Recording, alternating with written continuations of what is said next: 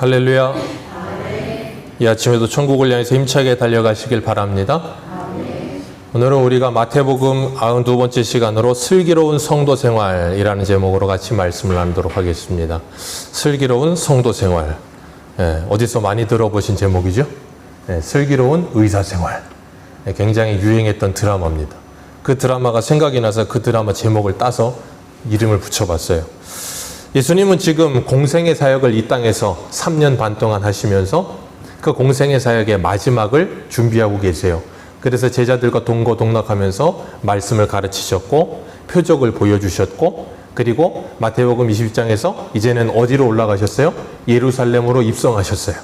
그리고 지금 그 예루살렘에 입성하신 예수님께서 그 안에서 일주일이 아니죠. 금요일이니까 한 4일, 5일간 있었던 일들을 지금 서술해 놓고 있는 거예요.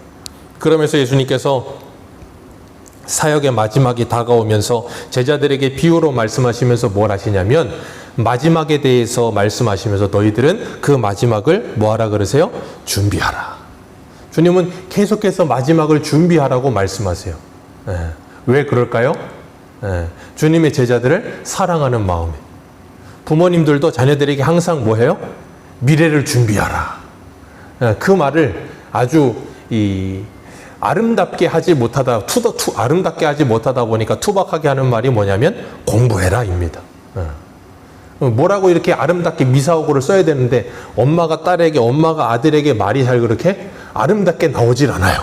그러다 보니까 뭐예요? 들어가서 공부나 해. 그렇게 되는 거예요. 그걸 들을 때 우리는 여기 귀에다가 깔때기를 달고 뭘로 들어야 돼요? 미래를 잘 준비해라. 그렇게 들어야 되는 거예요. 하나님께서는 우리들에게 그 미래를 준비하라 라고 말씀하시면서 오늘 본문에 보면 슬기 있는 자라는 표현을 하세요. 슬기로운 자. 이 슬기롭다라는 사전적 의미가 뭐냐면 사리를 바르게 판단하고 일을 잘 처리해내는 재능이라 그랬어요. 사리를 바르게 판단하고. 사리를 바르게 판단하려면 어떻게 해야 사리를 바르게 판단할 수 있을까요? 모든 걸 바르게 볼 수 있는 통찰력이 필요해요. 지혜와 총명이 필요합니다. 그래서 사리 분별을 바르게 한다는 건 그 전체적인 모든 것들을 다 이렇게 아우러서 볼 수 있는 능력이 있을 때 사리 분별이 밝다 그러잖아요. 그래서 그렇게 모든 걸 바르게 볼 수 있을 때라야 뭐 할 수 있냐면 바른 선택을 할 수가 있는 거예요. 우리가 성경에 나오는 하나님의 사람들이 그렇게 사리 분별이 바른 사람들이 많아요. 우리가 지금 금요일마다 하고 있는 여호수아를 보면 여리고성 안에 있는 누구요? 기생 라합. 기생 라합은 하나님과 이스라엘 백성들에 대한 소문을 듣고 믿음이 생겼어요. 그리고 그 하나님을 믿고 나니까 어떻게 됐어요? 사리 분별이 발라졌죠. 그리고 뭘 선택해야 될지를 분명히 알게 된 거예요. 여리고성은 그 당시에 어마어마한 성이었어요. 내성과 외성 벽이 있고 그 벽 사이는 너무나도 두꺼워서 집을 지을 만큼 커다란 성이었어요. 근데 그 성이 무너진다는 거예요.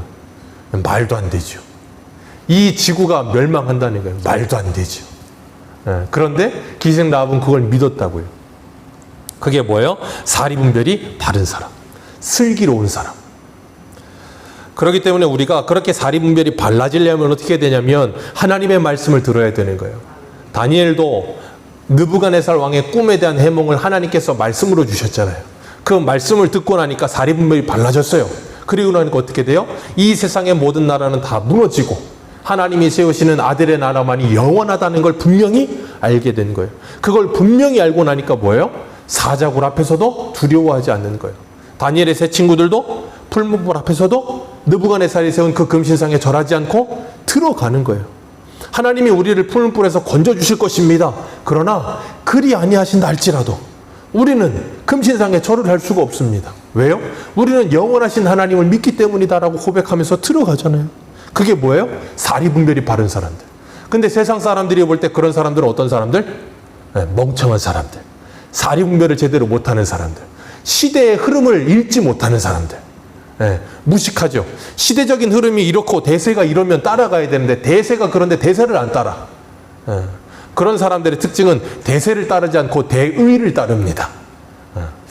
예전에 유호성이라는 영화 배우가 있어요. 그 유호성이라는 영화 배우가 광고를 하나 찍었던 적이 있는데 그 광고가 어떤 증권회사인지 투자회사인지 뭐 그거였어요. 근데 그게 이 스토리가 뭐냐면 모든 사람들이 다 앞을 보고 있고 유호성 씨가 뒤를 보고 있어요. 근데 모두가 다 예, 그런데 유호성 씨가 갑자기 돌아왔더니 아니요, 그래요. 그러더니 모든 사람이 아니요, 그런데 또 돌아왔더니 예, 그래요. 그러면서 소신 있는 투자. 그런 표현을 하면서 광고가 나왔던 적이 있었는데, 한참 오래된 광고. 예, 저는 이 광고가 좋아요.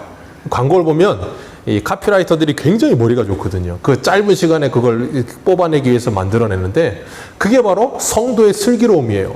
세상 모두가 예라고 해도 하나님이 아니라 그러면 아니라 그럴 수 있는 사람이 돼야 되는 거예요. 그러려면 뭐 해야 돼요? 자신의 분명한 믿음과 소신이 있어야 돼요.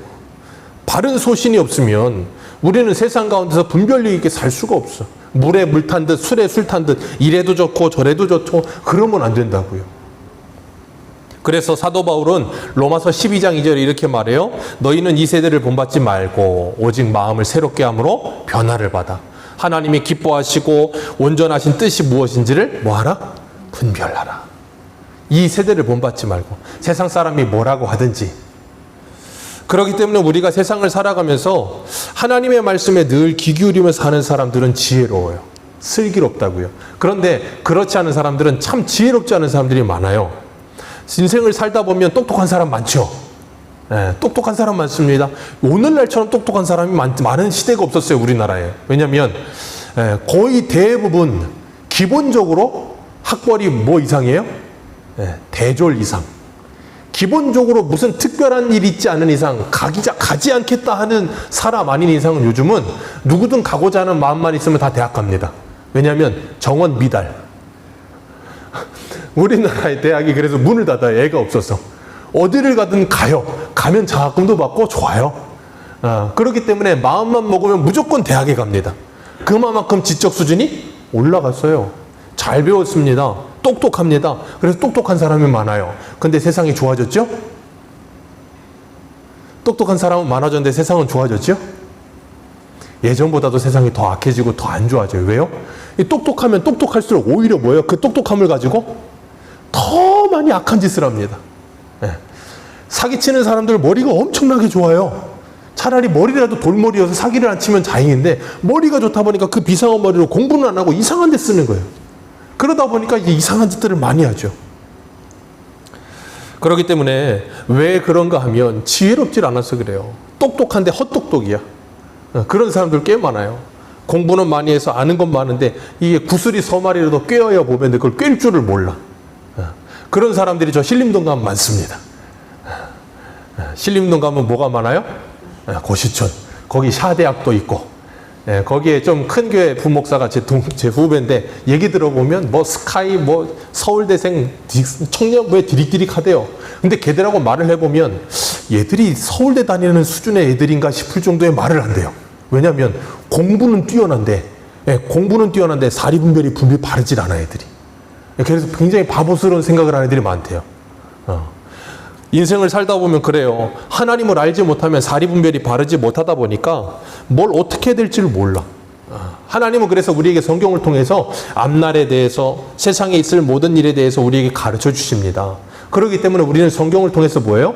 세상 끝날에 대해서 알고 있는 거예요. 그게 지혜로운 겁니다. 이 세상에서 오늘 어디로 가야 돈을 버냐, 뭘 투자해야 돈을 버냐 그런 게 아니라 우리의 인생과 세상을 통째로 보면서 통전적으로 볼 때 그것을 멀리 원시적으로 보면서 뭐예요? 바른 길이 무엇이고 바르지 않은 길이 무엇인지를 분명히 알게 되는 것. 그게 지혜예요. 그래서 마태복음 24장을 보면 예수님께서 종말의 징조에 대해서 말씀하시고 이제 25장에서는 세 가지 비유를 하세요. 그 첫 번째 비유가 뭐예요? 열처녀 비유. 그리고 두 번째 비유가 뭐예요? 달란트 비유. 세 번째 비유가 뭐예요? 양과 염소 비유. 여기서 중요한 것, 이 세 가지 비유는 다 뭘 말하냐면 흑과 백이에요. 흑과 백을 말해요. 회색이 없어요. 이것 아니면 저것이지 그 사이에 중간지대가 없다 그 말이에요. 신앙생활은 이것 아니면 저것이지 중간이 없습니다. 이것 아니면 저것이요. 하나님 아니면 바알이지 그 중간 사이에 양다리 걸쳐놓고 하나님과 바알을 같이 겸하여 섬길 수 있는 사람은 없다 그 말이에요. 그래서 열처녀 비유를 말씀하시는 거고 달란트 비유를 말씀하시는 거고 그리고 양과 염소 비유를 말하는 거 다 갈라져 있잖아요. 오늘 본문에 보면 신랑이 이 천국은 마치 그러면서 천국을 가르쳐 주시면서 신랑을 맞으러 나간 열처녀 같다 그랬어요. 10명의 처녀가 나갔습니다. 신랑이 올 겁니다. 그런데 문제는 신랑이 약속한 시간에 안 와. 약속한 시간에 안 와. 약속한 시간에 와야 되는데. 그러다 보니까 다섯은 지혜롭고 슬기롭고 다섯은 미련해서, 이 미련한 사람들은 뭘 가졌다 그랬어요? 등을 가졌다 그랬어요. 등을 가졌다는 건 거기에 기름이 있어요, 없어요? 있다 그 말이에요. 등이 있고 기름도 있어요, 그 안에 들어있는 거예요. 근데 슬기로운 사람들은 무엇을 가져요? 등과 기름을 가졌다 그랬어요. 등도 있고 등 안에 기름도 들었고 그리고 여분의 기름도 가지고 있다 그 말이에요. 그게 슬기로움과 그리고 미련한 자의 특징이라 그렇게 나눠놓은 거예요. 그리고 나서 신랑이 더디 오니까 이 둘이 뭘 했어요? 이 둘이 뭘 합니까? 다 잡니다. 기억하십시오. 다 잡니다. 10명 다 자요. 5명 깨어있고 5명 자고 그런 거 없습니다. 더디 오면 다 자는 거예요. 그러니까 밤 되면 주무셔요. 밤 됐는데 깨어있으려고 하지 마시고. 제가 누누이 말씀드리면 그런 거 깨어있는 거 아닙니다. 밤샌 사람은 낮에 자기도 있어요. 근데 참 재밌어요. 사람들은 그걸 깨어있다라고 착각하는 사람들도 예전에는 많았어요. 오늘 본문 위에 보면 이 종에 대해서 나오는데 충성된 종과 악한 종에 대해서 설명을 하죠. 충성된 종은 주인이 오는데 언제 올지 모르지만 그 주인이 온다는 걸 알고 자기 집안 식구들을 잘 단돌이 하지만, 악한 종은 어떻게 해요? 48절, 24장 48절 한번 읽어볼까요? 시작. 그냥 그 악한 종이 마음에 생각하기를 주인이 더디 오리라 하여 동료들을 때리고 술 친구들과 더불어 먹고 마시게 되면 생각하지 않은 날, 알지 못하는 때에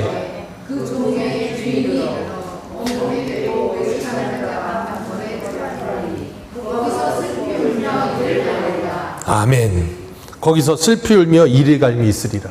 충성된 종과 악한 종. 충성된 종은 뭐 한다고요? 주인이 언제 오든지 준비되어 있는 사람. 악한 종은요? 주인이 더디 올 테니까 먹고 마시자 그러면서 사람들을 때리고 괴롭혔다 그 말이에요. 그럼 여기서 중요한 거, 충성된 것하고 악한 것의 구분점이 뭐예요? 구분점이 뭐예요? 준비가 되어 있느냐 되어 있지 않느냐예요. 주인이 오느냐 오지 않느냐를 따지는 게 아니라 이 악한 종은 언제 오느냐의 시기에 항상 관심을 가지고서 안 오니까 괜찮아 라고 생각하고 있고, 슬기로운 충성된 종은 어때요? 언제 오든지 나는 그렇게 살 거야 라고 말을 하고 있다. 그러니까 다시 바꿔 말하면 준비된 사람과 준비되지 않은 사람의 특징은 뭐냐면 오늘을 믿음으로 살고 있느냐 살지 않느냐의 차이인 거예요. 하나님은 그것을 따라 우리를 심판하실 겁니다. 그렇다고 해서 우리가 행위 구원을 말하자는 게 아니에요. 구원받았다면 뭐 하게 되어 있다는 거예요? 오늘이라고 하는 시간을 믿음으로 준비하며 산다는 거예요. 그러나 이걸 믿지 않는 사람은 오늘이라는 시간을 믿음으로 살지 않아요. 악한 종처럼 때리고 사람을 괴롭히고 먹고 마시고, 그리고 껴야 될 때 끼고 빠져야 될 때 빠져야 되는데 끼일 때와 빠질 때를 모르는 사람으로 사는 거예요. 우리 전문 용어로 그걸 뭐라 그래요? 낄낄 빠빠. 낄 때 끼고 빠질 때 좀 빠질 줄 알아야 되는데 낄 때 빠지고 빠져야 될 때 끼는 거예요. 그게 뭐예요? 준비되지 않은 사람. 멍청해서 그런 거예요. 빠져야 될 때 좀 빠져야지 왜 자꾸 빠져야 될 때 끼냐고요. 낄 땐 껴야지 왜 안 끼고 자꾸 빠지냐고요. 그게 지혜롭지 않은 사람이에요. 그리스도인이라면 주일날 뭐 해야 돼요? 예배를 드려야죠. 껴야 될 땐 껴야 돼요. 껴야 될 때 자꾸 빠지면 안 된다고. 그리고 빠져야 될 때 빠져야 되는데 자꾸 껴있어. 그러면 안 된다고. 그게 지혜로운 거예요. 지혜로운 거. 그게 슬기로운 거고요. 그렇기 때문에 우리가 이 땅을 살아가면서 예수 그리스도를 믿고 살아가는 하나님의 사람들은 그 예수 그리스도가 나의 주인인 줄 알고 그 주인의 말씀에 순종하여 믿음으로 살아가는 사람이 되는 게, 그걸 뭐라 그러냐면 하나님의 나라가 이루어졌다라고 말하는 거예요. 그래서 제가 늘 말씀을 드리는 게, 하나님의 나라는 지리적인 개념이 아니라 무슨 개념이라 그랬어요? 통치의 개념이라 그랬어요. 하나님의 말씀의 통치가 일어나면 거기에는 뭐가 있다고요? 하나님의 나라가 있는 거예요. 그래서 우리가 권사님도 기도하셨지만 주기도문의 내용에 보면 이 땅에 하나님의 나라와 하나님의 뜻이 이루어지기를 기도한다는 건 뭘 기도하는 거예요? 내가 하나님의 말씀에 순종하는 삶을 살게 해달라고 기도하는 거라 그랬잖아요. 우리는 주기도문 많이 하시잖아요. 그죠? 예배 때마다 주기도문 항상 하시잖아요. 얼마나 많이 합니까? 정말 그렇게 많이 주기도문을 하시면서 정말로 하나님의 말씀을 내가 듣고 순종하며 그 말씀대로 따라 살기 위해 피 흘리기까지 죄와 싸우며 살고 계십니까? 우리는 신앙생활을 자꾸 편하게만 하려고 그래요. 어떻게 하려고 그러냐면 말로만. 말로는 이렇게 하고 일상생활에서 삶은 그렇게 살고 싶지가 않고. 왜요? 힘들어. 말은 편한데 그 말대로 사는 건 힘들어. 그러다 보니까 그렇게 살고 싶지가 않아요. 그러다 보니까 말은 점점 늘고 말은 잘합니다. 그런데 정말로 그 말대로 살아보기 위해서 애를 쓰고 정말로 영적인 싸움에 충성하는 사람들은 말수가 점점 줄어들어요. 왜냐하면 해봤거든. 그래서 예전에 김병만 선생님이 그랬잖아요. 달인 김병만. 해봤어요? 안 해봤으면 말을 하지 마세요. 안 해봤으면 말을 하지 말아야 되는 거예요. 자꾸 안 해본 사람이 말이 더 많아. 그게 얼마나 힘든 건지 모르니까. 그렇기 때문에 하나님께서 우리들에게 슬기로운 자와 슬기롭지 않은 사람에 대해서 분명하게 말씀하시면서 뭘 말씀하세요? 기름을 준비하라. 이 기름은 뭘 말해요? 성령을 말하는 건 아닙니다. 성령을 말하지는 않아요. 기름 니콜 성령은 아니에요. 그런데 기름을 준비한 자는 성령을 받은 사람이에요. 기름을 준비한 사람은 성령을 받은 사람이 기름 준비하는 거지, 성령을 받지 못한 사람은 기름을 준비하지 못합니다. 이걸 잘 기억하세요. 기름 니콜 성령은 아니에요.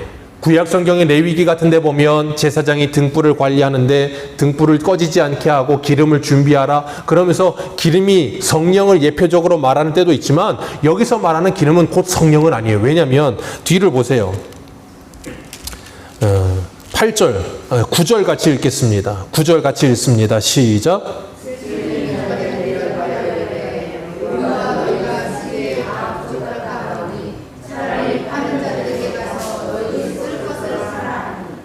성령을 어디서 팝니까? PX에서 팝니까? 사와라. 그랬더니 또 재밌는 건 그 준비하지 못했던 지혜롭지 못한 미련한 다섯 처녀가 그걸 또 어떻게 해왔어요? 사왔어요. 사왔다니까. 사왔는데 문제는 이미 문이 닫혔어. 그러니까 이제 열려주질 않는 거예요. 그러면 그 기름은 성령입니까? 그럼 성령을 사왔으면 문을 열어줘야죠. 그러니까 그런 식으로 무조건적으로 그냥 갖다가 대입할 수는 없어요. 그러나 준비된 자는 반드시 성령을 받은 사람이라는 거 분명히 아셔야 되는 거예요. 그래서 주님은 우리들에게 이렇게 말씀하세요. 마지막 절에 뭐라 그래요? 13절 같이 읽습니다. 시작. 그런즉 깨어있으라. 너희는 그 날과 그때를 알지 못하느니라. 깨어있어라. 그날과 그때를 알지 못하느니라. 자, 오늘 말씀에 이 깨어있으라는 말씀은 뭐와 연결이 되는 거예요? 기름을 뭐하라? 준비하라. 그 기름을 준비하는 건 뭐라고요? 슬기롭게 사는 거. 그걸 신학적인 용어로 한 단어로 치환하자면 성화예요. 그걸 우리가 주일 저녁에, 지난주 주일 저녁에 에베소서에서 말씀하시기를 뭐라 그랬습니까? 그리스도를 아는 것과 믿는 것이 하나 되어 그리스도의 장성한 분량이 도록 자라가는 거. 그걸 뭐라 그래요? 성화라고 하는 거예요. 그 성화는 우리가 구원받았다고 하는 외적인 확신이 성화에서 오는 거예요. 아멘이십니까? 구원받음의 확신이 두 가지가 있어요. 내적 확신과 외적 확신. 내적 확신은 뭐예요? 고린도서 12장 2절. 예수를 주라 시인하는 자는 성령으로 말미암지 않고는 그렇게 할 수 없느니라. 두 번째가 뭐라고요? 외적인 확신. 드러나는 확신. 주님의 말씀을 따라 사는 것. 그걸 통해 저 사람 예수 믿는 사람 아닌 사람이라고 분명하게 구별된다고요. 근데 오늘날은 외적 확신이 1도 없는데도 불구하고 예수 믿는데 나는 구원받았대. 그걸 뭐라 그래요? 착각이라고 하는 거예요. 스스로가 속아 살아요. 예레미야 7장을 보면 예레미야 선지자에게 솔로몬 성전 앞에 서서 뭐라 그러세요? 여호와의 전이라 여호와의 성전이라 여호와의 성전이라는 거짓말에 속지 마라. 너희들 여기 와서 예배 한번 드리고 나서 밖에 나가서 고아와 과부와 객을 돌아보지 않고 니들 마음대로 살고 그들 괴롭히고 살면서 세상 사람들하고 똑같이 살면서 그렇게 살고 여기 와가지고 예배 드릴 때 한번 그냥 예배 한번 바짝 드리고 나는 구원받았다라고 말하는 거, 너희들 그렇게 살고 싶어서 그냥 보험 들고 있는 거 아니냐? 그건 스스로를 속이는 것이고 착각하는 것이다라고 말씀하고 있는 거예요. 그런 믿음은 우리를 구원하지 못합니다. 그래서 요즘 우리나라에서 배출한 세계적인 신학자인 김세현 교수를 필두로 해서 유보적 칭의론이라는 게 이렇게 많이 유튜브에 퍼지고 그랬던 이유가 그거예요. 정말로 구원받았는지 아닌지는 주님의 심판대 앞에 가봐야 알 수 있다는 거예요. 그건 절대 신학적으로도 성경적으로 맞지 않습니다. 잘못된 거예요. 우리가 예수 그리스도를 정말로 시인하고 그 말씀을 정말로 믿고 사랑하여 지키며 살면 그 사람은 반드시 구원받은 사람이에요.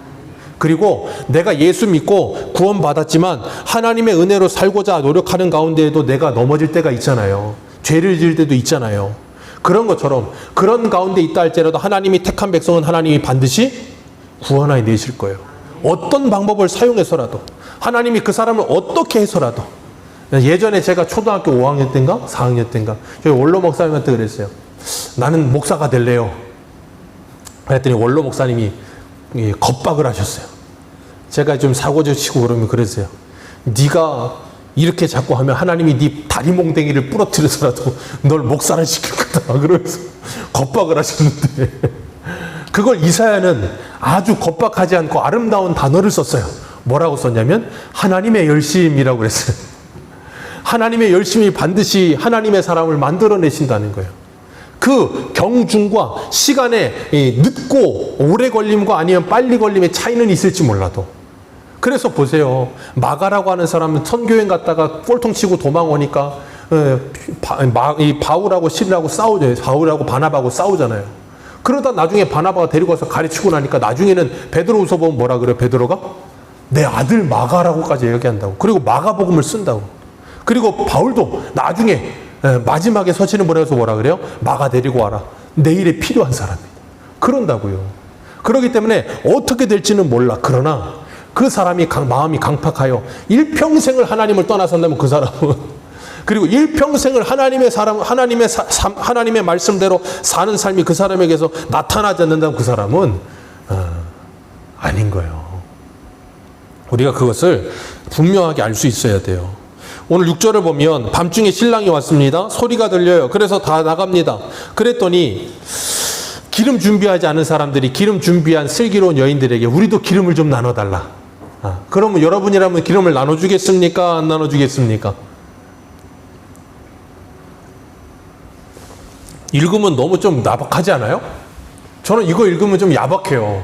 아니 그거 조금 나눠주면 되지. 없다는데 그거 치사하게. 그죠? 근데 그런 문제가 아니라고요. 나눠줄 수 있는 문제가 아니라고. 그걸 나눠준다고 말하는 데가 어디냐면 천주교예요.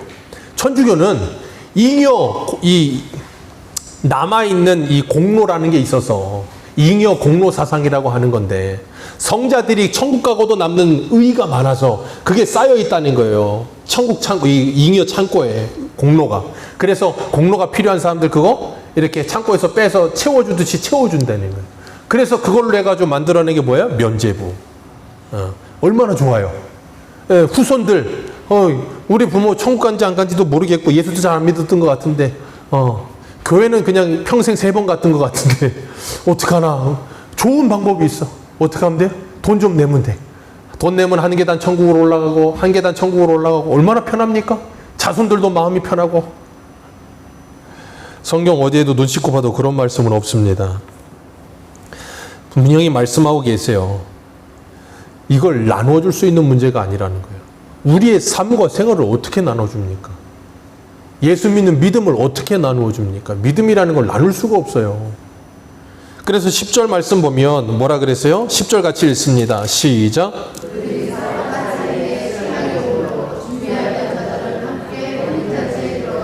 문은 닫힌지라.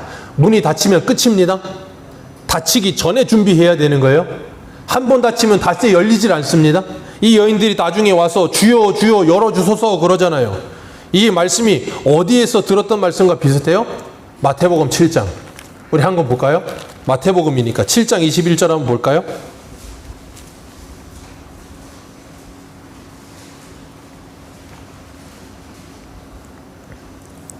같이 읽습니다. 7장 21절부터 24절입니다. 시작.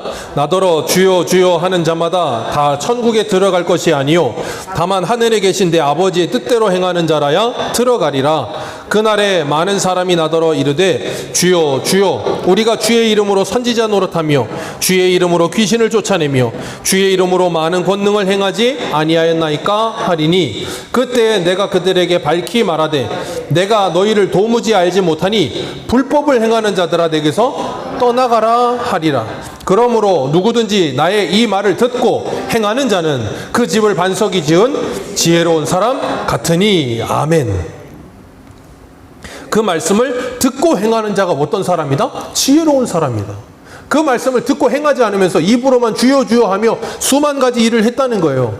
오늘 본문에도 신랑이 오는 걸 둘 다 기다렸는데, 두 부류 다 기다렸다니까. 10명 다 10명 다 기다렸는데 한쪽은 준비가 돼 있지 않고 한쪽은 준비가 돼 있는 거예요. 그 준비가 뭐라고요?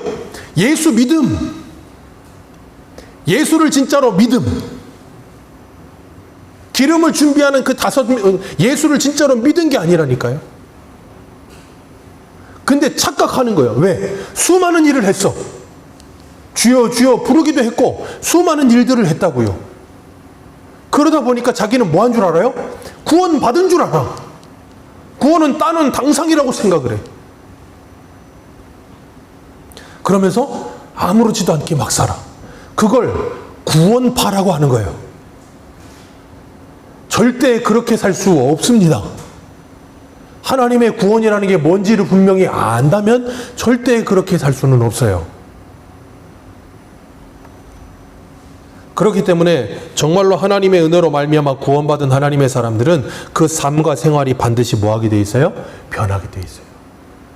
세상 사람들도 그러잖아요. 사람이 갑자기 변하면 뭐라 그래요? 죽을 때가 됐나 보다. 여러분이 변했는데 만약에 예수를 믿고 정말로 변했는데 만약에 주변 사람이 그런 말을 하거든. 그렇게 알려주세요. 나 진짜 죽었다 살았어. 그렇게 말씀을 해주세요. 기억하세요. 사람은 고쳐 쓰는 거 아닙니다. 사람은 절대 고쳐서 못 써요. 죽여야 돼. 죽어야 살아요. 그래야 사람이 변하는 거예요. 신앙은 좀 잘못된 거 이렇게 고치고 저렇게 백날 고쳐보십시오. 죽어도 안 고쳐져요.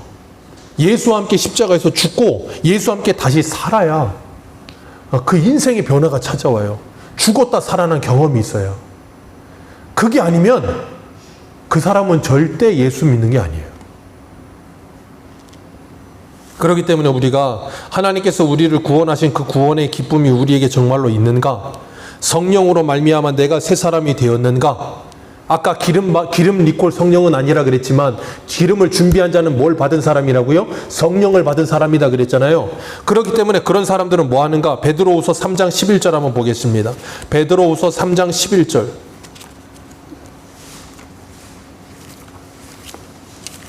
베드로후서 3장 11절.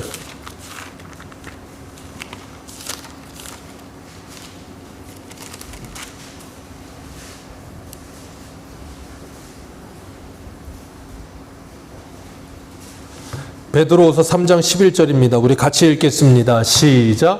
이 모든 것이 이렇게 풀어지리니 너희가 어떠한 사람이 되어야 마땅하냐? 거룩한 행실과 경건함으로 하나님의 날이 임하기를 바라보고 간절히 사모하라. 그날에 하늘이 불에 타서 풀어지고 물질이 뜨거운 불에 녹아지려니와 우리는 그의 약속대로 의가 있는 곳인 새하늘과 새 땅을 바라보노라. 14절. 그러므로 사랑하는 자들아 너희가 이것을 바라보나니 주 앞에서 점도 없고 흠도 없이 평강 가운데 나타나기를 힘쓰라. 점도 없고 흠도 없고 평강 가운데 나타나기를 힘쓰라.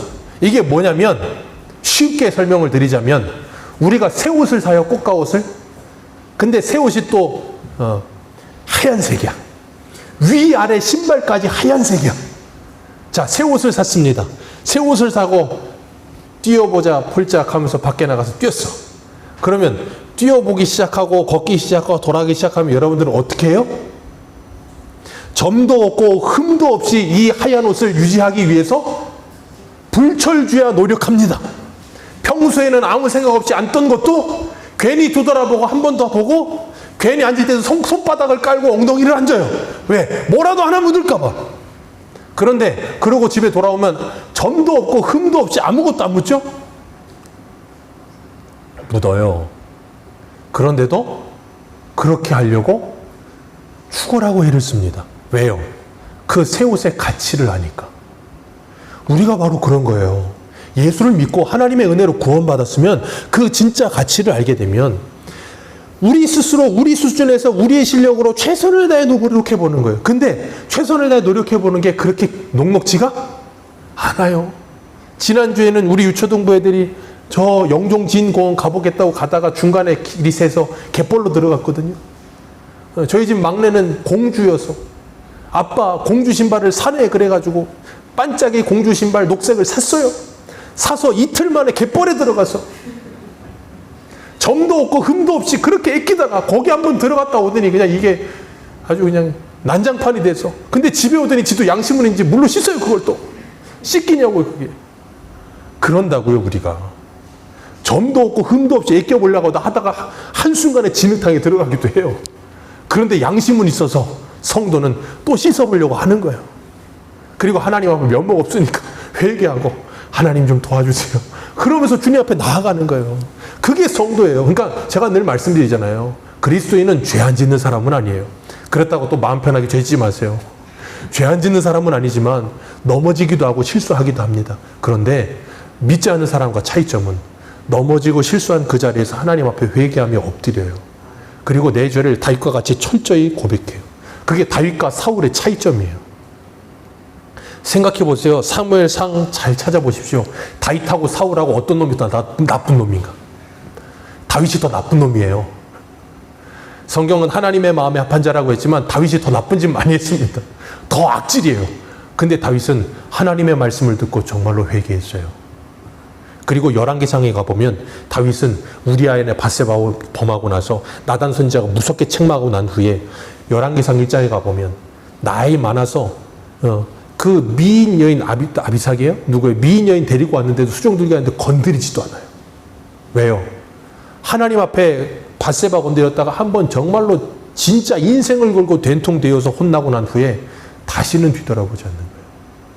그러기 위해서 피 흘리기까지 얼마나 싸웠겠어요. 오늘 우리는 하나님의 말씀을 가지고 그렇게 슬기롭게 살아가는 하나님의 사람들 되시기를 축복합니다. 히브리서 11장 24절 믿음으로 모세는 장성하여 바로의 공주의 아들이라 칭함받기를 거절하고 도리어 하나님의 백성과 함께 고난받기를 잠시 죄악의 낙을 누리는 것보다 더 좋아하고 그리스도를 위하여 받는 수모를 애굽의 모든 보화보다 더 큰 재물로 여겼으니 이는 상주심을 바라봄이라. 아멘. 이게 하나님 앞에 슬기로운 거예요. 세상 사람은요 멍청이라고 부르고. 왜요? 바로 공주의 아들로 얼마나 살기 좋은데 그거 다 버리고 저리로 가는 저런 멍청한 놈이라고 말하겠지만 하나님은 그걸 슬기롭다고 한다고요. 교회에서 신앙생활하면서 믿음이 연약한 자와 믿음이 강한 자, 음식 문제 가지고 싸움이 날 때는 어떻게 하라고요? 믿음이 유효하고 남아있고 좀 더 많이 알고 있는 사람은 모르는 사람을 위해 뭐 하라? 가르치지 말고 배려하여 먹지 말라. 그게 뭐라? 진짜 아는 거. 그게 진짜 아는 거. 그래서 먹든지 마시든지 무엇을 하든지 하나님의 영광을 위해서 싸우지 말고. 그래서 로마서 14장 뭐라 그래요? 하나님의 나라는 먹는 것과 입는 것이 아니요. 성령 안에서 의와 평강과 희락이다. 그게 하나님의 나라를 이루는 거다.